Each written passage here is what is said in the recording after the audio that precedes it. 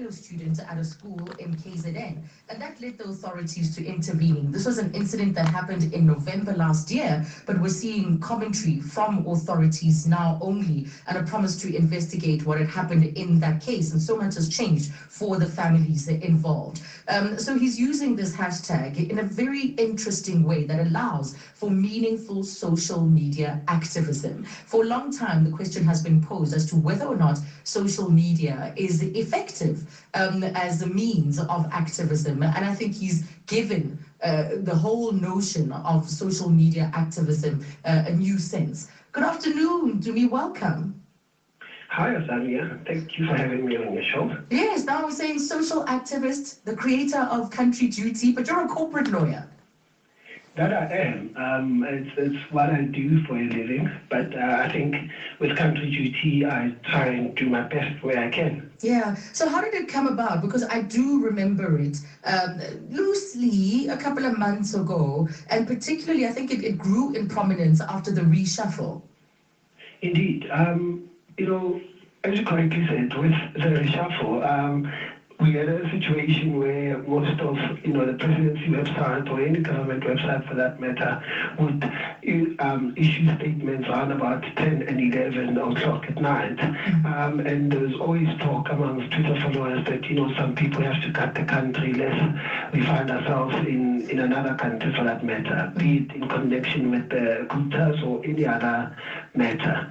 What I then subsequently did one day, I just, went hashtag CountryDuty and I asked people to report for duty and using a meme. And it was fun and games. People got in using soldiers and other very interesting memes. And I think that's when the movement started, really. Yeah, and I love that you're calling it a movement because political hashtagging is a very powerful tool. It's great for disseminating information. And this is what you've done, whether it's around Nduduzi Manana or this particular case of the assaults that happened to this learner in KZN. There's been this mobilization, the outrage that builds up from the retweets, and then tagging of authorities and action in the end. Is this what you expected? Was it a strategy that you were very aware of, or you've been surprised, or have you been surprised by just the wildfire, what has caught on, the tweets that have caught on, and the impacts thereof? I'll be honest with you, I've been surprised. Twitter has these stats where you can just look at your numbers and the impressions that you get on a monthly or daily basis. And I think since I started CountryDuty, and with the help of people who retweet and engage on topics that come up using the hashtag, it's been phenomenal. Monthly or so, there's over 8.1 million impressions. Just, I think, mainly on CountryDuty and the likes. And it's shocking, but more importantly for me, I think the message gets sent across. And what it has done, in my view, is to reunite people for a common good of the country. And it has led to authorities also being interested. And it's great because supporters of a given political cause are then able to group information together through the hashtag, and it's able to generate a trending topic, which then allows more people to jump on. Yes, we might not have a massive universe on Twitter particularly, but it has proven to be very powerful. Indeed, Azania, and I think you correctly pointed out that what it does, it consolidates news or tweets just under the hashtag. And be it, as I said, news for the day, someone can just tweet using that hashtag, it will come up and people will be able to pick it up. People are now using it as a complaints mechanism, and they would either take me at times or they deal with issues themselves. And I just also need to point out that obviously from a capacity perspective, given my daily job, I don't really have the means. What I try and do for that matter is to put out the issues, people retweet them, we tag authorities insofar as we can, and they get involved. So, I think as a joint effort between Twitter users and the likes, we are united for a cause. So how do you do it, or how does it happen? Because you shared that video of what happened at Cubana. A lot of people hadn't seen it. I hadn't seen it. So is it that people contact you, or do you scour the net? So it's a very interesting question. So you'd see that my DMs are open, and I just want to say it's not per se for any other means, but for people to be able to contact me. That video came about from a Twitter user who said, listen, you are best placed to share this after the incident, because you recall there were quite contradictions with regards to this Manana issue, whether he did it or he didn't, and what was happening at that particular time. So a user shared it with me via DM. I gave them my number, sent it through to WhatsApp, and I thought, because it's most importantly deals with two things. Firstly, it's violence against women, and we're also dealing with someone who's occupying a position of authority. And with these things, it is important that people know what had transpired, for people to make their own reach their own conclusions rather, and that was why, for me, I felt important for it to come out at that level, and more importantly, for law enforcement to take view of this, and it hopefully will assist in getting the correct message, be it from the courts or otherwise, but that's the least I could do using 140 characters. Yes, well, let me just tell you, because you have some quality followers. I checked you about on what, 14,000 odd? So quality followers, I mean, I started Twitter probably with 3,000 or less. Yeah. Sitting at over 24,000, and it keeps increasing, I think. And as I said, I need to also mention that it's not only me behind CountryDuty. There's a vast people that I'm working with, be it hashtag, you'd have seen some of our logos, very few creative users. We've recently created a CountryDuty account, and I ask people to follow it. It's at CountryDuty ZA. That's where we have our announcements and other issues of national interest and debates at times.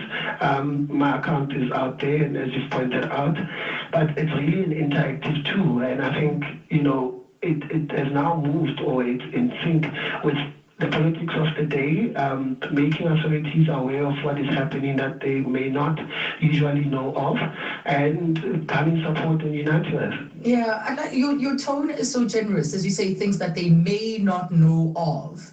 And this is part of you alerting the relevant authorities and making them aware. And yes, citizens have a part to play, but at the same time, it's like, you get to see how the wheels of justice, how slowly they turned, particularly in this case that involves the young students in KZN. That this is something that happened in November, and now in August, we are having this outrage and finally action and pressure on the Department of Education. So it also shows up or shows off the fact that authorities are not necessarily on top of these issues as they should be.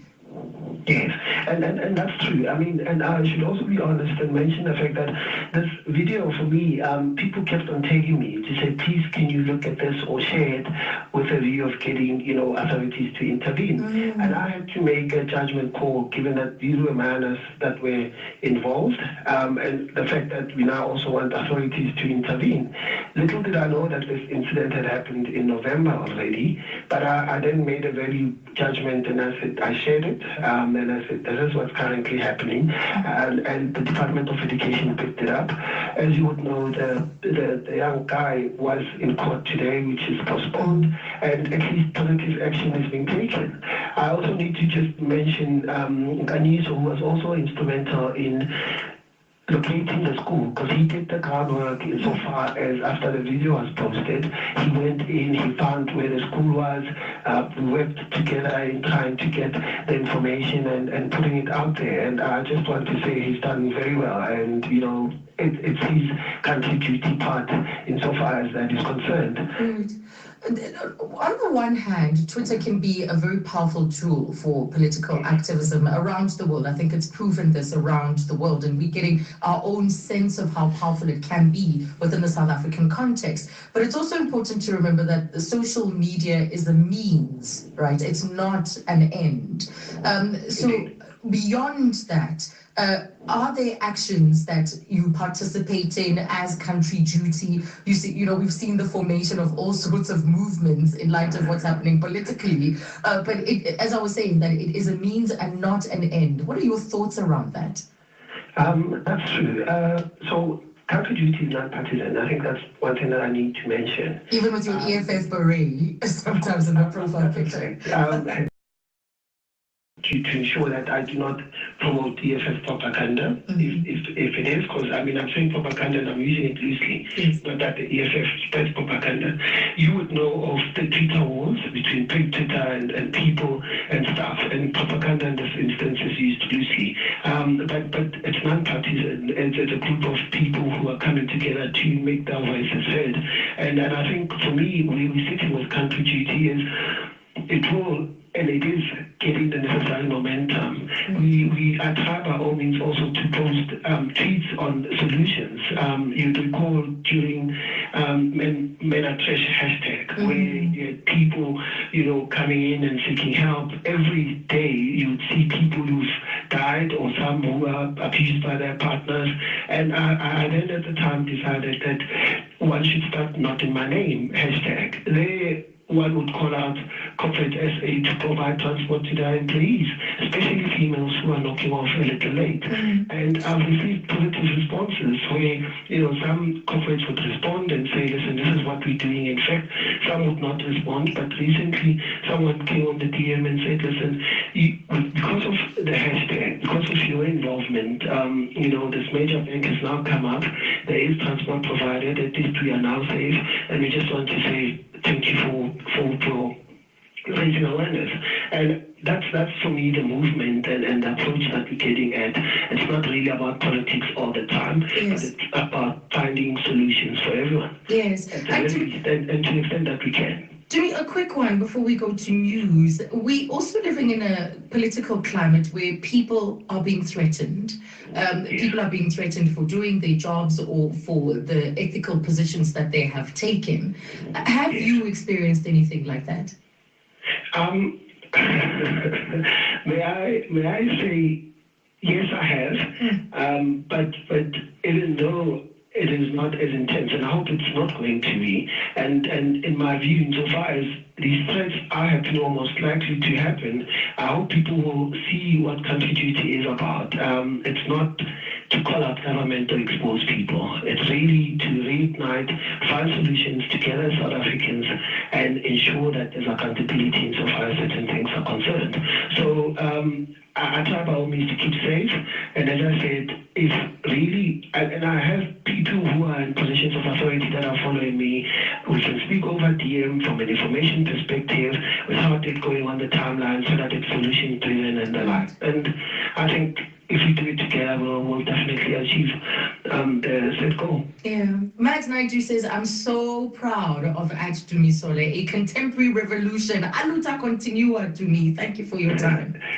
Thanks a lot, Azania, and thanks to everyone who's listening. Thank you. That's social activist Tumi Sole and creator of #CountryDuty. There's a handle now as well, CountryDuty ZA, if you want to follow it. He's been instrumental in exposing some of the big stories and getting the Twitter population to mobilize around particular causes.